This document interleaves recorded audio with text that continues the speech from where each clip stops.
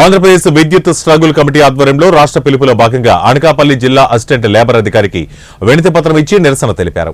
రాష్ట్ర వ్యాప్తంగా విద్యుత్ శాఖలో కాంట్రాక్టు, అవుట్సోర్సింగ్, పీస్ రేట్ల పేరుతో శ్రమ దోపిడీకి గురవుతున్నారని, రాష్ట్ర ముఖ్యమంత్రి వైఎస్ జగన్మోహన్ రెడ్డి అధికారంలోకి రాగానే అందరినీ పర్మినెంట్ చేస్తామని హామీ ఇచ్చారని, తెలంగాణ రాష్ట్రంలో విద్యుత్ శాఖలో పనిచేస్తున్న కాంట్రాక్ట్, అవుట్సోర్సింగ్ కార్మికులందరినీ విద్యుత్ సంస్థలో విలీనం చేశారని, సుప్రీంకోర్టు సమాన పనికి సమాన వేతనం ఇవ్వాలని తీర్పు ఇచ్చిందని, ఈ తీర్పును ఎక్కడా కూడా అమలు చేయటం లేదని, కాంట్రాక్ట్ కార్మికులు పర్మినెంట్ కార్మికులతో సమానంగా పనిచేస్తున్నారని అన్నారు.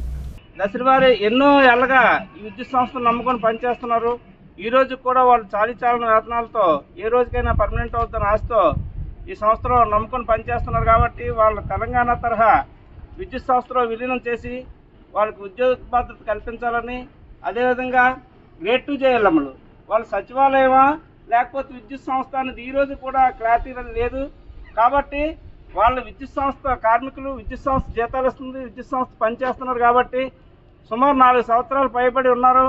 వాళ్ళని కూడా విద్యుత్ సంస్థలో విలీనం చేసి ప్రమోషన్లు ఇప్పించవలసిందిగా కోరుతున్నాం. మరి ఈ సంస్థలో ఇంతవరకు రెగ్యులర్ ఎంప్లాయీస్కి జీతాలు ఎప్పుడు 1వ తేదీన పడిన లేదు, పడకపోవడం.